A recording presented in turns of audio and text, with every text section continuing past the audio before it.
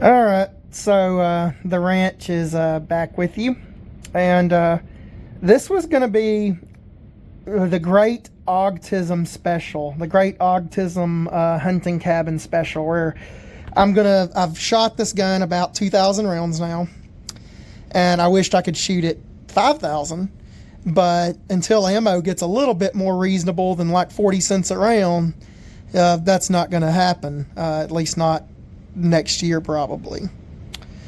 So the thing is, I wanted to get this done in like one take because I didn't want to basically, I want to make a good long form content here where I review the way I have this set up. I'm going to review the Burris RT6 in this. I'm going to review even the Magpul. I believe this is an MS1. It might be an MS2 or 3. Whatever. It's one of Magpul's slings. I got some complaints with it, but I also have some positive things to say about it. I'll review the Underworld arms. What is the model on this? I forget what they actually call this, but this is their rail system for the A3M1 AUG. And I really like this this handguard, but also I'll have at least one negative thing to say about it. Along with the Burris RT6, I think the Burris RT6 is a great optic, but I do have at least one negative thing to say about it. I got the Austrian M65, so this is probably German made, but Austria uses it and it matches the AUG. And I wanted to talk about magazines, which I've already done a video on magazines for the AUG, but I got some of these AC Unities in, which are pretty cool and actually work well. They're better than their AK mags by far. So I hadn't tried their AR mags, which these things being as good as they are makes me want to. They might be actually decent. But I love the way the texture is on these. It's very similar to the Surplus. This is actually a Malaysian, I think, mag. That other one's Austrian. It's loaded. But it's very similar to the Surplus or new production Austrian or Malaysian mags. By the way, I haven't had any problem with these Surplus Malaysians. I got a couple of them and they work fine. And they look just as good as the Steyrs do. And they even have the green base plates. But yeah. The AC Unities have a real similar texture. And they're about the same size. Which immediately makes them a little better than Magpul. Because as you can see, they're exactly the same size as the Serp. And if I take one of these Magpul OS mags, which I do like these too. These are probably the most tough, I would say, AUG magazine. They're indestructible. They're just a little big and clunky. Because if you'll notice, let me get it lined up. Yeah, there we go. It is significantly longer and kind of thicker than the Steyr or AC Unity mags. Not saying these are bad. I love these. I just don't think they're worth $30 like Magpul wants on their site pretty much right now. I think it's like 27 something. You're better off just paying 30 for the Steyrs. Or actually, this one was like 19 because it's Surplus, Malaysian. But yeah, you're better off, in my opinion. If you can get these on sale, they're great. There's nothing wrong with them. But I honestly think there's nothing wrong with the AC Unity mags that are like $17 a pop. And they have these pot metal zinc reinforcements. These are not stainless steel. They advertise them as such, but they definitely aren't. I have a bunch of their AK mags that have this, and they deform and get beat up pretty easy, but they're better than just bare plastic for an AK mag. And of course, there's no reinforcements in the lips, but that's fine. The AUG doesn't need them. AKs kind of do, which is kind of a letdown on their AK magazines. Although if you aren't stupid with them, they'll do fine. They're serviceable. I think the AC Unity mags are. They're just not what I would go to in, you know, whatever apocalypse you want to put scenario. But yeah, they have the zinc stop shelf. They have the zinc ball that locks up on that side. They have the zinc lock here, which is kind of nice, although I don't think it's needed on the AUG because this is a very well, and this is one of the kind of hidden features of the AUG I really want to talk about. Nobody talks about this.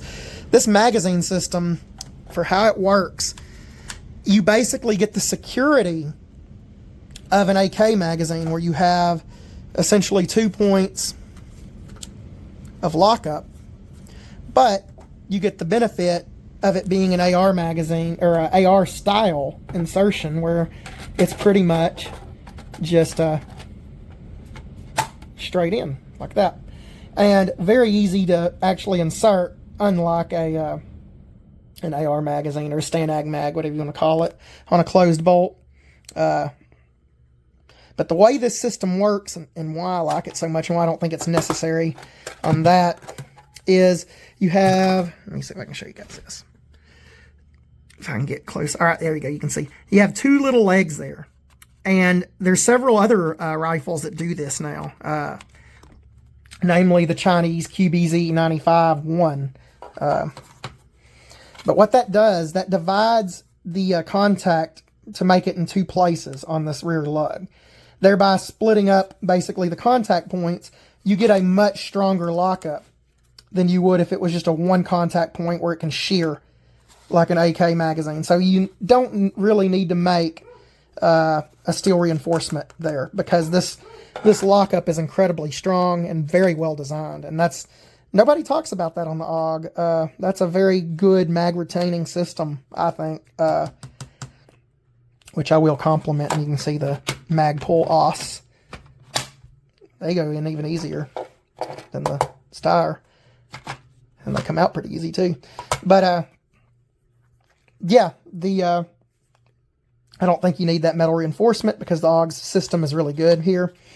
That's a really good thing on the AUG. I like this mag catch location. Honestly, I was handling a Tavor 7 in a gun show the other day, and I did not like the mag catch being up here on a bullpup. It was, I'm so used to reaching back here to hit that I wanted to hit the bolt release on the Tavor 7 every time. Yeah, I really kind of wish they kept it back here. This is a good location because I'm an AK guy and I'm used to AKs having the mag catch right behind the magazine. So it honestly makes sense as far as a location to me. Even if it's a little bit slower and you can't do the mag flip cool Call of Duty reloads like you could with a Tavor, but honestly, who cares? But yeah, I think that system is pretty well thought out on the AUG. The magazine systems are great. I've had good luck with all these magazines. None of them have been shitty as far as feeding. And I believe this is all what's on the U.S. market right now as far as what you can get. There might be others. I need to get some 42 rounders. I don't have any from Steyr, and that's on the list for Christmas, for my Christmas gift to myself. So I will be getting some of those. Another thing.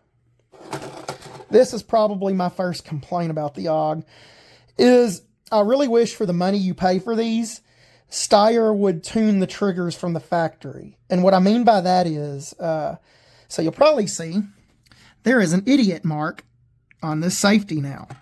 That is for me trying to adjust the trigger. I did not understand that you have to brute force yank the basically the sear bar that connects your trigger to your sear back here. You have to basically, once you undo the little screw up here, you have to yank with needle nose pliers the wire spring out. And I did not understand that. And because basically your deep disassembly videos have all been, taken off YouTube because YouTube hates us. So I didn't know you're supposed to just use brute strength, and it feels like you're going to break something when you do that, but it's fine. So this was me trying to use an Allen key, I guess, to knock the safety out of the way because I thought it was in the way, but it wasn't. That was just me being an idiot. But yeah, so it didn't hurt nothing, and I was able to tune the trigger. But I really wished for the money you pay for these, the trigger was tuned at the factory because it does make a world of difference. Before I tuned this trigger, it was around an 11-pound pull. The trigger gauge wouldn't read it. After I tuned it, it's around an 8-pound pull. And I put some graphite powder in the trigger pack, like the Australian military recommends. And it actually reduced it to about a 7.5. So the trigger is pretty much worlds better now since I did that. And that required zero money. I don't know why Steyr doesn't take the time in the factory to adjust that. If you watch TN Steyr's video, he does a kind of a good job, but his disassembly video has been taken down because YouTube. So you don't get the first step of doing any of this because thank you, YouTube, making everyone less knowledgeable. You want us all idiots. So thank you for that.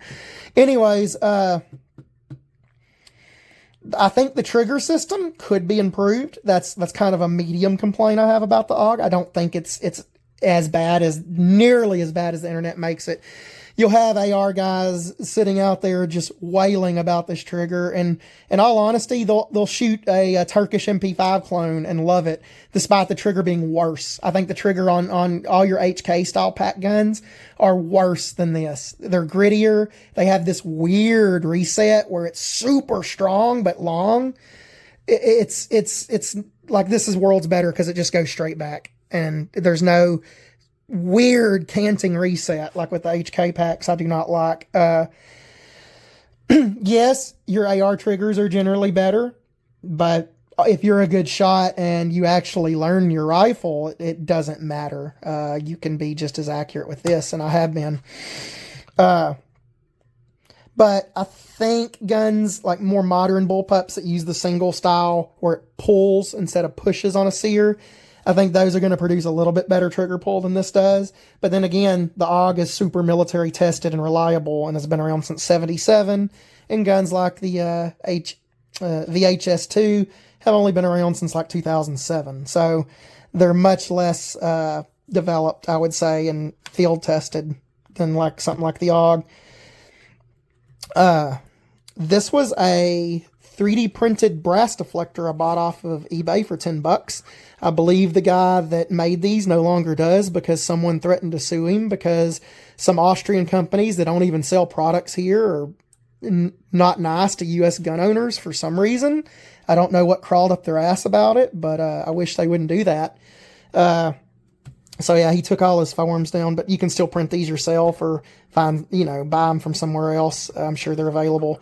And this one's been fine. It's got about 500 rounds on it, and it's got some like dents right here, but I don't care because this is basically a disposable brass deflector. It's not caused any reliability issues in the 500 rounds. And it does really work well. I can actually shoot this left-handed, and I don't have to worry about getting hit in the face. It'll throw it. It's kind of distracting because it does throw it in front of your eyes, but it's not anywhere near your face. So it's not going to bother you as long as you keep your face back here, which is pretty easy to do because there's a lot of length of pull here. It's like got, I believe, a 14-inch length of pull, which is about the same as an M16A2 stock, which, weirdly enough, this stock feels much better than M16A2 to me. I'm 6 foot tall, and the M16A2 always feels like a boat oar. I don't know, maybe it's the contour at the end I don't like, but these have the same length of pull, and I will say the AUG stock does feel better as far as how tall I am and how it works with me. So, if you can see, all AUGs do this, but the bolt carrier is wearing against the plastic, which is normal, and that you'll see this on military AUGs. Usually when they get about 1,000 rounds through them, they start showing that, which is normal. That's normal wear. The bolt head looks great, no weirdness. Basically the pre-engagement device looks good, no weirdness. The cocking or the bolt spring, firing pin spring, whatever you want to call it, that rides in the bolt that helps control the lockup, it's fine, no weirdness there. Firing pin's fine. The trigger pack, all polymer trigger pack is fine. I would take it out for you, but YouTube will not let me do that. And I don't want to have to do several takes. You guys seen the inside of an AUG. Nothing's changed, basically. And the extra, probably 500 rounds I've just put through this in a couple of months. But yeah, another thing that I could complain about, but I don't think it's really a big deal because it doesn't, you can just get some cheap, like I did, skateboard tape and make you a nice little grip there. But I wish the grip had more texturing. I think it's a little bit slick, which I don't necessarily mind if I'm wearing good gloves that have rubber to grab, but I'd prefer some texturing, so I'll put that there. And then on the front, I just added some tennis racket tape or baseball bat tape, just to basically make this contour a little bit softer when I'm like using it kind of with a C grip like that. I like that better.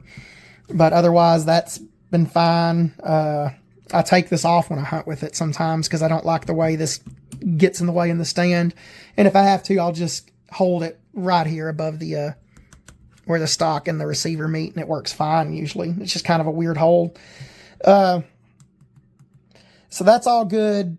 Everything there's worked. The Underworld Arms handguard has been really good. So Basically, it has not come loose once it's been properly mounted. I did have to Loctite the shit out of these screws and everything, but it has not come loose since, and it's had about, the gun's probably had about 1,000 rounds through it with this on it, and it's not come loose. I spray painted it nice, shitty swamp green. Now, the downside about this handguard and what I don't like about it is, number one, unless you have this part on it and you have the little barrel plug, it is kind of a bitch to get aligned because you have to mind where your charging handle retention spring goes in or catch goes in, because it can bump up against this if you have this too tight. And if you have it too loose, your rails probably won't line up correctly. Mine does, but it took a little while of getting it set up. So it's kind of difficult to install. But the worst thing, and this is something that I could easily fix with a Dremel, or, you know, the company Underworld Arms could easily fix just with the different machining. But this edge right here is essentially too short when you got it lined up and everything's not canted to turn the gas regulator to adverse or turn it off. So essentially, before you put the handguard on with these 6 screws, you need to make sure you're clean here and you're set to whatever you want. I mean, this dog is very reliable. You don't have to clean it a lot, so it doesn't matter that much. I've just set it on standard, and this has had about 500 rounds through it without the piston being clean, and it's ran fine. But I would say probably every 1,000 rounds, pop the handguard off, and then take this out and clean it, and then set it back to standard and leave it alone. I don't like, though, that if I had some bad ammo or something, I couldn't change it on the fly. But honestly, I can't do that with my AKs and my standard ARs either. So, you know, it doesn't really make that big of a difference to me personally, but it might to you. So, yeah, that's something that could be addressed with a Dremel, but I haven't gotten around to it. But, yeah, I would say the Underworld Arms handguard, I'd give it a 7 out of 10. Really good for the money. Could have some improvements. I'd give I forget who made this, the guys, but his page is gone on eBay. But his product's been good. I'd give it an 8 out of 10 for honestly how cheap and usable it is. I would say the gun overall, I'm going to give it a 9 out of 10. I love this gun. It has some flaws. It's not perfect for every situation, but there is nothing better to throw in the cab of a tractor. This thing is so short, and now that I've set it up the way I like it, it pops coyotes like nothing else, and hogs for being how short it is in a farm vehicle or something, or in a side-by-side ATV. It's great. You can shoot out of the cab, literally. It's so short. And I find that really good for my uses. I mean, would I go to a bullpup every time over a standard rifle? Maybe not. But over like a PDW type gun or sub type gun, absolutely, no doubt. I would go to a bullpup every time. The AUG, no questions asked. Now, as far as the Burris RT6, I do like it, and I think it's a good value if you get it for around $300, maybe $400. However, I do not like the reticle quite as much as other companies' offerings. I think it's a little bit primitive. It's a little bit... My problem is I don't have the greatest eyes. I'd say probably slightly below average vision, but it's not anything like I'm not blind or anything. But it basically, in low light conditions, especially if I don't have it illuminated, which, by the way, the illumination lifespan on this scope, like a lot of lower end, mid-tier LPVOs, sucks. Basically, you get 100 hours and then it dies, or it gets real weak before that. Not daylight bright at all. It does help in the evenings, but if you don't have it illuminated, you're basically sometimes in super low light aiming with just the horseshoe. And I'll try to get some steals of the reticle for you guys so you can see what I'm talking about. And that is my only complaint. In bright daylight, the scope kicks ass. It's awesome. But the reticle's a little bit old, and the little dot, 1 MOA dot in the middle, you can lose it in low light if you don't have your reticle illuminated. Or if you do, sometimes it gets blurry on high mag, and it needs some work on the reticle and the illumination. Otherwise, the glass clarity is friggin' amazing. This is on par with Japanese optics as far as glass clarity. I've been able to make hits. I've shot this gun out to 300, not any further than that, but I've been able to make hits with it pretty easily with the RT6. So I can recommend it. I can also recommend the Leupold Mark V mount. As you can see, I've painted it to make sure nothing comes loose. I followed the torque specs. I didn't use any Loctite because it said not to. And so far, this gun fell out of a deer stand, hit on the mount, like right up here. I think it's got a ding on it, and did not lose zero. So that says a lot for the burris optic, and it also says a lot for the Leupold Mark V mount and for the gun in general. So take with that what you will. It's held zero fantastically. It tracks well. Everything seems well designed except for it's a chunky bastard. It weighs a lot. And like I said, the reticle and illumination could use some work. So I would give the Burris RT6 a score at about a 6 out of 10. For the money, I think it's one of the better mid-range LPVOs. I like it better than the Strike Eagles from Vortex. I don't like them. Maybe the Venom is comparable, but I think this is a little better glass quality than the Venom. And the Venom still has kind of a shitty reticle, although I do like the Stadia lines. But yeah, so you'll see some more footage from me shooting this with mainly AC Unity mags because I was testing them. And you will see some footage of the reticle and how it looks on the RT6.